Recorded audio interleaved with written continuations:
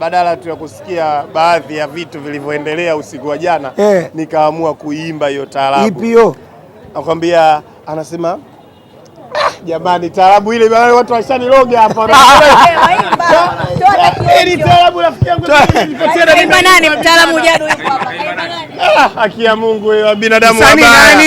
Mimi nawajua basi wasanii wa taarabu.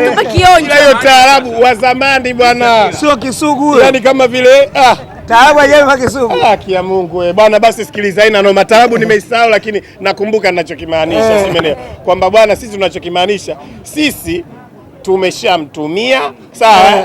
Sasa wao kama wameona kurudia matapishi msikilize Matanga bila wageni Jadu bwana, unajua nguvu hizi zote kwa sababu ya kushiba pilau la ithibati bwana chama pilau la ithibati. Yaani hapo watu wamekuja kula pilau la ithibati na wamepewa vyeti vya ithibati na pilau la ithibati au buffet ya ithibati. Kwani wengine hawalagi bwana? Watu wanakuja bwana, watu wanapewa kahawa. Wanakula biriani. Kahawa na kadi. Mimi ndo nakwambia hivyo Betha. Nisikilize bwana, kwanza ujue sisi tuna mechi tarehe Ijumaa 23 na halali, sijui umeelewa? 23 hiyo. Tarehe 23 hiyo, sijui umeelewa? Sasa hiyo sisi macho yetu, akili yetu yote inawaza kuelekea mechi hiyo. Kwa sababu kama mlivyoona Senegal alichokifanya kwa Waarabu, Yanga Afrika tuna mpango wa kufanya jambo kwa ajili ya Waarabu. Sijui umeelewa? Sisi shida yetu ni kuhakikisha tunatengeneza utawala kweli katika hii Afrika. Yaani kama walichokifanya miaka ya nyuma TP Mazembe, basi Yanga Afrika safari hii nao wamenuia kufanya makubwa. Hebu ashumu nimemaliza mzunguko wa kwanza na kikosi bora. Sijui umeelewa? Lakini naingia katika dirisha dogo, naenda kusajili wachezaji bora wenye quality hali ya juu barani Afrika. Namzungumzia Depu, namzungumzia Okelo. Sijui unanielewa? Kwa maana yake pale sasa hivi tunaunga kitu kinaitwa PDD. Unajua PDD? Ile ni PDD. PDD, unajua PDD je? Sasa Yanga wana safu ya washambuliaji inaitwa PDD. Sema sisi hatutumii mafuta. Sisi tunatumia ball.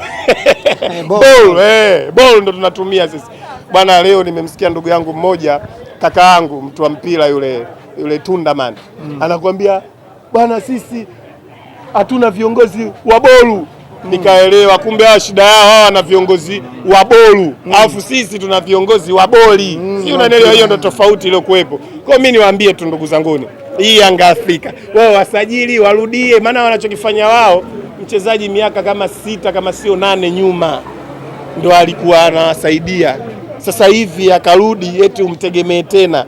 Bwana, ya mambo Yanga Africans huwezi kuyakuta abadani, miaka 17 ipite huwezi kuyakuta. Nasikia Saidon Ntibanzo nasikia kuna Saido za ndani, Saido nasikia Boko, Erastonyoni, Onyango, wale wote wanarudishwa kwa sababu ile timu sasa hivi maji yamekuwa ya shingo. Wanataka waandamizi. Kwa wanahitaji waandamizi. Kwa hapa nahisi waandamizi wote wa mpira hapa Tanzania wakae wawashe simu, wakae mkawakula wote mnawajua nyinyi, kina Mkenge, kina nani wao wakatafutwa wale mdao wote.